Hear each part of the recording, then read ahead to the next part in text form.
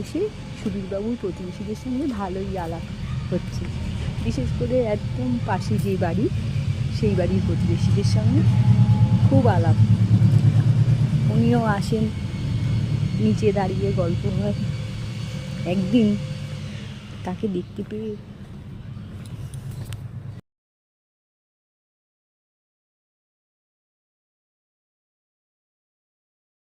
একদিন বাড়ির নিচেই দুই বাড়ি পাশাপাশি, দু একটা বাড়ি পরেই নিচে দাঁড়িয়ে দুইজন গল্প করছে। তো সুবীরবাবু ওনাকে বলছে, আচ্ছা চিন্টুবাবু, আপনারা কত বছর আছেন এই পাড়ায়?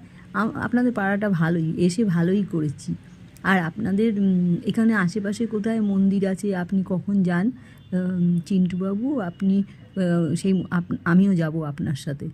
আর কি করে সময় কাটান, আর যা হয় রাজনীতি এইসব নিয়ে কথা বলছে। আর চিন্টুবাবু আপনিই বলেন, এরম যে পরিস্থিতি দেখছে সুবীরবাবু খেয়াল করে যে যতই পারিবারিক কথাই হোক, রাজনৈতিক কথাই হোক, সবেতেই কিন্তু চিন্টুবাবুর মুখটা লাল হয়ে যাচ্ছে আর খুব রেগে যাচ্ছে।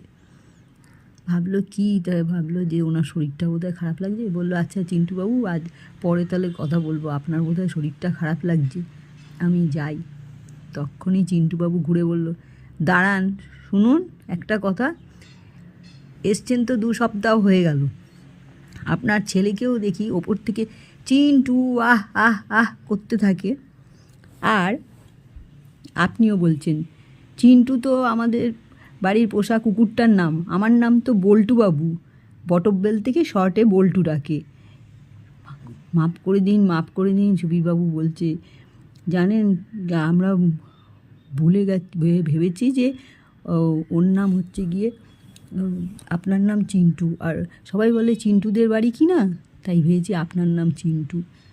আচ্ছা বটব্বেলবাবু, আর ভুল হবে না, আর আমি ছেলেকে গিয়েও খুব বকে দেবো।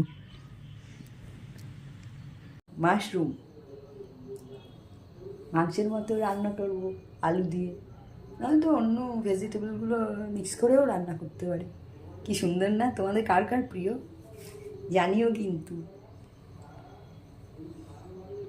আমার খুব ভালো লাগে, আমার ছোটো ছেলেরও খুব প্রিয়। তুমি দু রকমই রান্না করতে পারো। একটা আলু দিয়ে পেঁয়াজ, আদা, রসুন, জিরা, ধনে দিয়ে একটু মাংসের মতো, আরেকটা করবো কালারফুল। দু রকমই করি।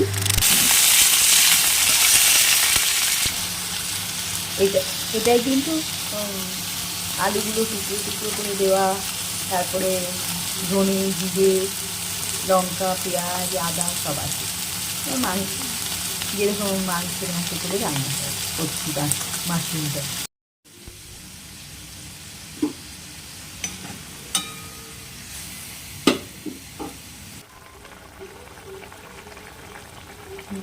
যতই মাংস বলি, বেশি কিন্তু রিচ করবে না, এরকম সিম্পলই ভালো।